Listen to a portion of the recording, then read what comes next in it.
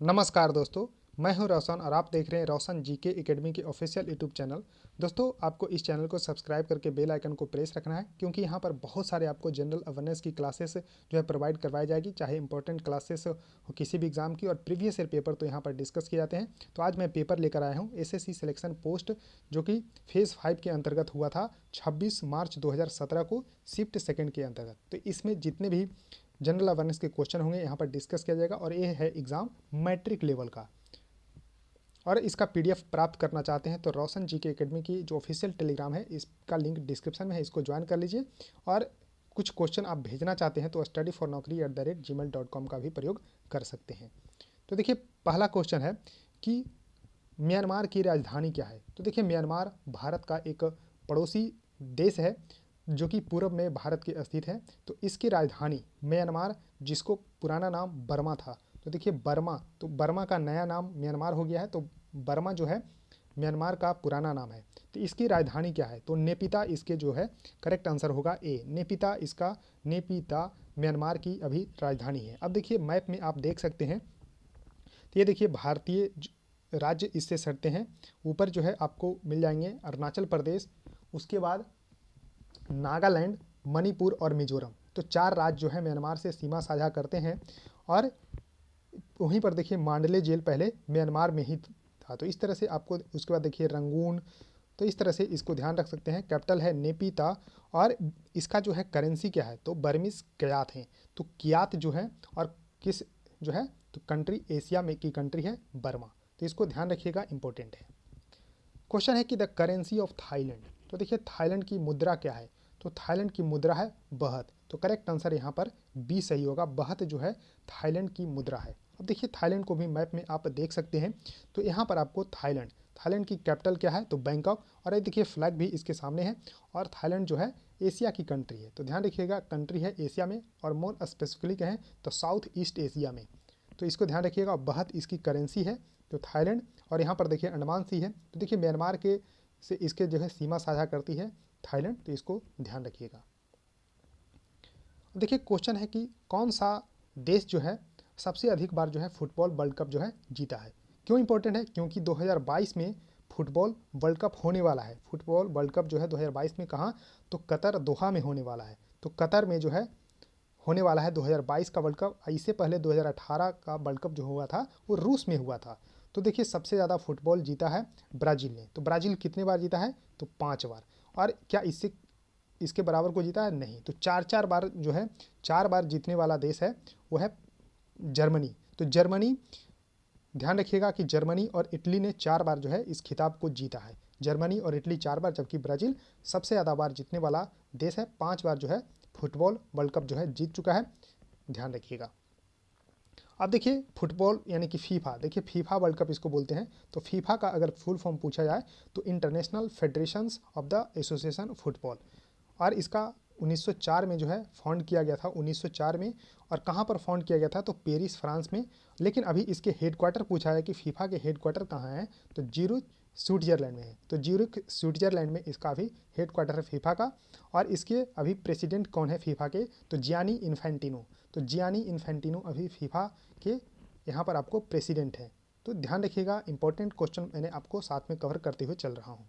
अब देखिए क्वेश्चन है कि अर्जुन पुरस्कार जो है 2016 में जो है किसको दिया गया था। 2016 में अजिंक्य रहाणे को दिया गया था। लेकिन उससे आपको मतलब नहीं होना चाहिए कि 2016 में, क्योंकि ये करंट का क्वेश्चन है। तो देखिए अगर बात किया जाए कि अर्जुन पुरस्कार 1961 से दिया जाता है। कब से दिया जाता है, तो 1961 से। और इसमें 15 लाख रुपये दिए जाते हैं, जो कि खेलों में उत्कृष्ट प्रदर्शन करने के लिए दिया जाता है। खेलों में उत्कृष्ट प्रदर्शन करने के लिए पिछले 4 साल का रिकॉर्ड देखा जाता है। तो बेहतरीन प्रदर्शन करने वाले को अर्जुन पुरस्कार दिया जाता है, और इसमें 15 लाख रुपए दिए जाते हैं। इसको ध्यान रखिएगा, 1961 से। क्वेश्चन है कि एक टर्म है बटरफ्लाई स्ट्रोक, ये किस खेल से संबंधित है। तो देखिए बटरफ्लाई स्ट्रोक जो है ये तैराकी से संबंधित है। इसमें देखिए तैराकी के महान प्लेयर की अगर बात करते हैं तो माइकल फेल्प्स हैं, जो कि अमेरिका के हैं। तो ध्यान रखिएगा, तैराकी का ये शब्द है बटरफ्लाई स्ट्रोक। क्वेश्चन है कि इंग्लिश एजुकेशन यानी कि अंग्रेजी शिक्षा जो है भारत में किसके द्वारा जो है इंट्रोड्यूस किया गया था।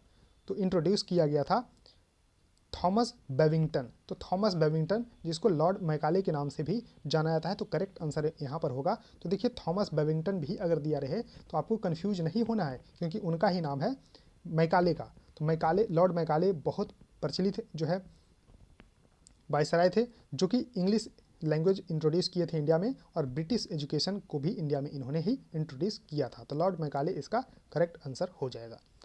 क्वेश्चन है कि हैदराबाद के जो संस्थापक कौन है, यानी कि जो हैदराबाद शहर है इसको किसने जो है बसाया था। तो बसाया था 1591 में। ध्यान रखना है कि 1591 में मोहम्मद कुली कुतुब शाह के द्वारा जो है हैदराबाद शहर को जो है बसाया गया था, यानी कि संस्थापक हैं मोहम्मद कुली कुतुब शाह 1591 ईस्वी में। और मोहम्मद कुली कुतुब शाह की बात करते हैं तो ये पाँचवा जो है शासक थे, कुतुब शाही शासक थे, यानी कि पाँचवा जो है शासक थे कुतुब शाही वंश के। तो ध्यान रखना है मोहम्मद कुली कुतुब शाह के द्वारा हैदराबाद जो है शहर स्थापित किया गया था। और देखिए चार मीनार अगर पूछा जाए कि चार मीनार कहाँ पर है, तो चार मीनार अगर बात करते हैं तो ये भी हैदराबाद में है। और हैदराबाद किस नदी के किनारे स्थित है, तो मूसी नदी के किनारे स्थित है हैदराबाद शहर, ये भी आपको ध्यान रखना है।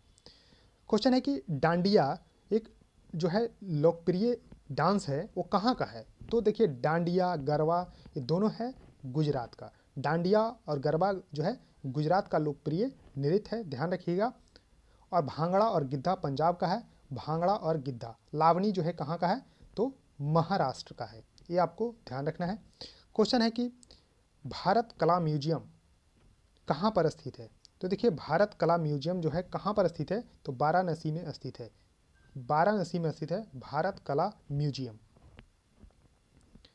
क्वेश्चन है कि कौन सा शब्द जो है हमारी आकाशगंगा के आकार का सबसे अच्छा वर्णन करते हैं, यानी कि क्वेश्चन सिंपल सा पूछा जा रहा है कि आकाशगंगा के आकार के संबंध में कौन सा कथन सही है। तो आकाशगंगा का आकार कैसा होता है, तो स्पाइरल शेप में होता है। जैसा कि आप देख रहे हैं ये स्पाइरल शेप है, यानी कि कुंडली नुमा आकृति होती है आकाशगंगा की।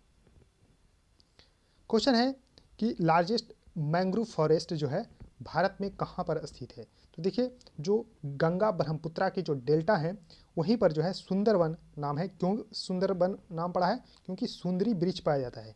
तो सुंदरी वृक्ष के नाम पे जो है सुंदरवन डेल्टा नाम पड़ा है। और एक गंगा ब्रह्मपुत्रा का मैदान है, यहाँ पर डेल्टा है, गंगा ब्रह्मपुत्रा का डेल्टा है जो कि भारत और बांग्लादेश में स्थित है। तो ध्यान रखिएगा भारत अगर में बात किया जाए तो पश्चिम बंगाल और बांग्लादेश में। तो यहाँ आप देख रहे हैं। और भीतरकनिका अगर बात करते हैं तो उड़ीसा में स्थित है। उड़ीसा में भीतरकनिका नेशनल पार्क है, लेकिन यहाँ पर करेक्ट आंसर होगा सी सुंदरवन। तो सुंदरवन इसका करेक्ट आंसर हो जाएगा। क्वेश्चन है कि B2B यानी कि B2B का फुल फॉर्म क्या होता है, तो बिजनेस टू बिजनेस। तो बिजनेस टू बिजनेस इसका फुल फॉर्म होता है, करेक्ट आंसर इसका बी होगा। क्वेश्चन है कि भारत की मुख्य चुनाव आयुक्त बनने वाली पहली महिला, इस क्वेश्चन को कर लीजिए VVI, कई बार एग्जाम में आ चुके हैं और आते भी रहते हैं। तो VS रमा देवी इसका करेक्ट आंसर होगा। करेक्ट आंसर होगा A VS रमा देवी। और कुल मिलाकर अगर बात किया जाए तो ये 9वें नंबर के चीफ इलेक्शन कमिश्नर थे, CEC 9वें नंबर के थे। कब से कब तक, तो 26 नवंबर 1990 से लेके 11 दिसंबर 1990 तक। ध्यान रखिएगा 26 नवंबर 1990 में से लेकर 11 दिसंबर से 1990 तक, यानी कुल मिलाकर 15 दिन ही ये सिर्फ CEC का जो है भूमिका निभाई थी। और अगर बात करते हैं अभी कौन है, तो 24वें नंबर के हैं सुशील चंद्र जी। तो सुशील चंद्र अभी जो है 24वें नंबर के चीफ इलेक्शन कमिश्नर हैं, यानी कि मुख्य चुनाव आयुक्त हैं। अगर फर्स्ट की बात करते हैं तो कौन थे, तो Sukumar Sen is the first chief election commissioners of India. तो इसका करेक्ट आंसर होगा A VS Rama Devi. Question है कि present chief minister of West Bengal, तो देखिए अभी भी वही है ममता बनर्जी, क्योंकि इलेक्शंस पिछले साल हुआ था तो ममता बनर्जी जी ने जो है यहाँ पर जीत हासिल की है। तो ममता बनर्जी इसका करेक्ट आंसर होगा। और ये किस पार्टी की है, तो ऑल इंडिया तृणमूल कांग्रेस के ये आपको संस्थापक भी है और इसी पार्टी के हैं ममता बनर्जी, ऑल इंडिया तृणमूल कांग्रेस, जो कि अभी पश्चिम बंगाल के मुख्यमंत्री हैं। क्वेश्चन है कि अगर पंचायत जो है भंग हो जाती है तो कितने दिनों के भीतर जो है चुनाव कराना जो है जरूरी होता है। तो 6 महीने के अंदर जो है चुनाव करवाना जरूरी होता है। तो करेक्ट आंसर होगा 6 महीने। क्वेश्चन है कि इलेक्ट्रिक जनरेटर जो होती है, यानी कि विद्युत जनरेटर, इसका आविष्कार किसने किया था। तो माइकल फैराडे इसका करेक्ट आंसर होगा बी। माइकल फैराडे के द्वारा जो है विद्युत जनरेटर को जो है आविष्कार किया गया था। अब बात करते हैं कि जनरेटर काम क्या करता है। तो मैकेनिकल ऊर्जा यानी कि यांत्रिक ऊर्जा को विद्युत ऊर्जा में बदलती है। जनरेटर क्या करता है, तो मैकेनिकल एनर्जी को कन्वर्ट करता है इलेक्ट्रिकल एनर्जी में, यानी कि यांत्रिक ऊर्जा को विद्युत ऊर्जा में जो है ट्रांसफर करता है, कन्वर्ट करता है। क्वेश्चन है कि कौन पहले एशियाई थे जिन्होंने जो है नोबेल पुरस्कार जीते। तो नोबेल पुरस्कार जो है किनके स्मृति में, तो अल्फ्रेड नोबेल की स्मृति में, जो कि डायनामाइट का खोज किया था अल्फ्रेड नोबेल, जो कि स्वीडन के वैज्ञानिक थे। इनकी यादों में जो है नोबेल पुरस्कार दिया जाता है 1901 से 1901 ईस्वी से दिया जाता है। लेकिन पहले एशियाई कौन थे, तो Rabindranath Tagore is the first Asian to win a Nobel prize. किसके लिए, तो 1913 में दिया गया था। 1913 में दिया गया था साहित्य का नोबेल पुरस्कार गीतांजलि के लिए। गीतांजलि के लिए इनको साहित्य का नोबेल पुरस्कार दिया गया था, ध्यान रखना है, 1913 में साहित्य के लिए।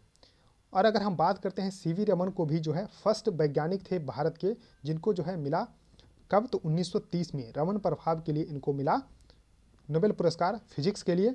और उसके बाद अगर मदर टेरेसा की बात करते हैं तो 1979 यानी कि 1979 में इनको दिया गया शांति का नोबेल पुरस्कार। शांति का नोबेल पुरस्कार मदर टेरेसा जी को दिया गया। क्वेश्चन है कि लार्जेस्ट म्यूजियम जो है यानी कि सबसे बड़ा संग्रहालय यानी कि लार्जेस्ट म्यूजियम जो है दुनिया का कौन सा है, तो लोवर जो म्यूजियम है पेरिस में, वो इसका करेक्ट आंसर होगा। Lower museum is the largest museum in the world, यानी कि सबसे बड़ा संग्रहालय है लोवर, जो कि पेरिस में स्थित है। क्वेश्चन है कि the first lady to be awarded Jnanpith पुरस्कार। अब देखिए ज्ञानपीठ पुरस्कार से रिलेटेड आपको सारे फैक्ट मैं यहाँ पर बताने वाला हूँ। तो ज्ञानपीठ पुरस्कार सबसे पहले जो लेडी थी यानी कि फर्स्ट महिला कौन थी, प्रथम महिला जिनको ज्ञानपीठ पुरस्कार मिला, तो आशा पूर्णा देवी। इस क्वेश्चन का आंसर होगा आशा पूर्णा देवी जो है प्रथम महिला थी जिनको दिया गया था ज्ञानपीठ पुरस्कार, ध्यान रखना है। अब देखिए अगर हम बात करते हैं ज्ञानपीठ पुरस्कार को, तो ज्ञानपीठ पुरस्कार को जो है साहित्य के प्रति उत्कृष्ट योगदान के लिए दिया था, यानी कि साहित्य का सबसे बड़ा पुरस्कार है ज्ञानपीठ पुरस्कार, जो कि 1961 में ही इसको स्थापित किया गया था। 1961 में स्थापित किया गया था, ध्यान रखना है। और इनमें जो है ये अवार्ड जो है मरणोपरांत नहीं दिया जाता है, मरणोपरांत नहीं दिया जाता है।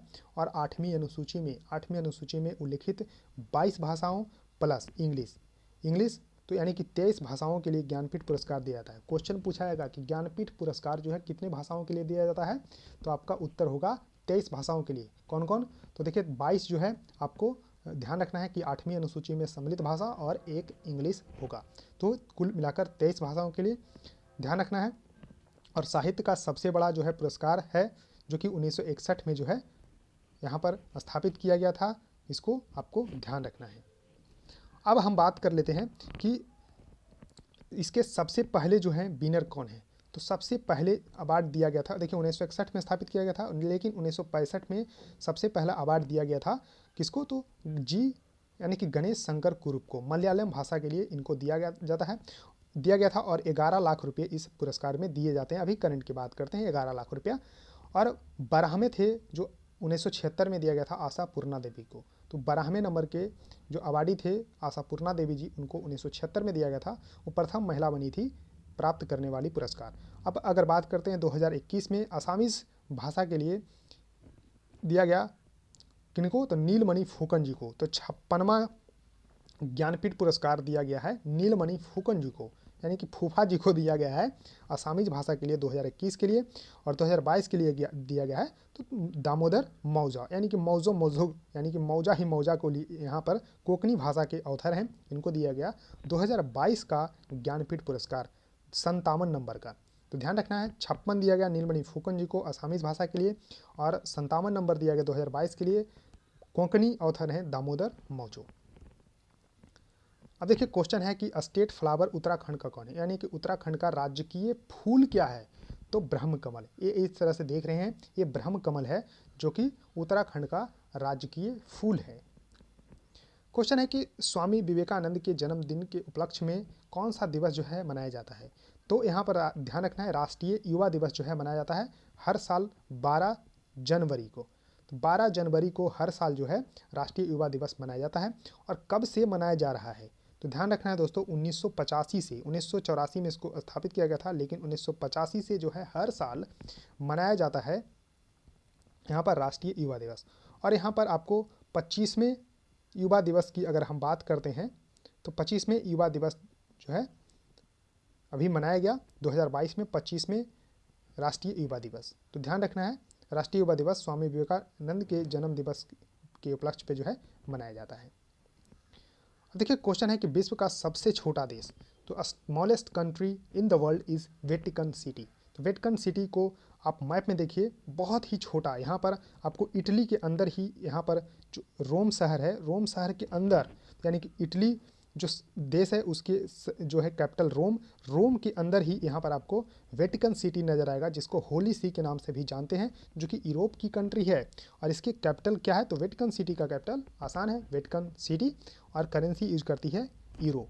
और पूछेंगे कि इसके एरिया कितना है, तो 0.49 किलोमीटर स्क्वायर। तो देखिए 1 किलोमीटर से भी कम है, 0.49 किलोमीटर स्क्वायर इसका एरिया है वेटिकन सिटी का, जो कि दुनिया का सबसे छोटा देश है। क्वेश्चन है कि एंजल फॉल, जो कि दुनिया का सबसे ऊंचा जलप्रपात है, यानी कि वर्ल्ड हाईएस्ट वाटरफॉल है एंजल फॉल, वो किस देश में स्थित है, तो वेनेजुएला। तो वेनेजुएला इसका करेक्ट आंसर होगा डी। अब पूछेंगे कि किस नदी पर है, तो नदी है चूरून। तो ध्यान रखना है चूरून नदी है वेनेजुएला में, वहीं पर स्थित है, उसी पर जो है एंजल जलप्रपात, जो कि दुनिया का सबसे ऊंचा जलप्रपात है, वेनेजुएला में स्थित है एंजल वाटरफॉल।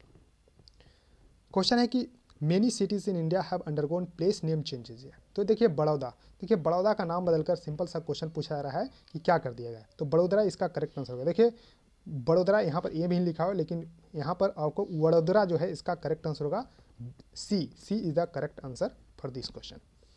अब देखिए क्वेश्चन है कि भारतीय सेना द्वारा 6 दिसंबर 2016 को एक एंड्रॉयड ऐप लॉन्च किया गया था, किस लिए, जो कि सेना के दिग्गजों और वीर नारियों को समर्पित है। जो सेना के दिग्गज हैं और वीर नारी, उनके लिए समर्पित है। तो उस ऐप का नाम क्या था, तो वेटरन्स आउटरीच ऐप जो है लॉन्च किया गया था सेना के द्वारा 6 दिसंबर 2016 को। तो करंट का क्वेश्चन था, ये आपको ध्यान रखना है। तो दोस्तों पूरे क्वेश्चन मैंने डिस्कस कर लिए हैं इस सेट में, जितने भी जनरल अवेयरनेस के क्वेश्चन थे। इसी तरह से बहुत सारे प्रीवियस ईयर पेपर इस चैनल पे डिस्कस किए जाएंगे, इंपॉर्टेंट क्लासेस भी लगाई जाएगी। तो आपको क्या करना है, चैनल को सब्सक्राइब करके बेल आइकन को प्रेस रखना है, वीडियो को लाइक करना है और वीडियो को शेयर भी कर देना अपने दोस्तों के साथ। सो थैंक यू दोस्तों, इस वीडियो में इतना ही।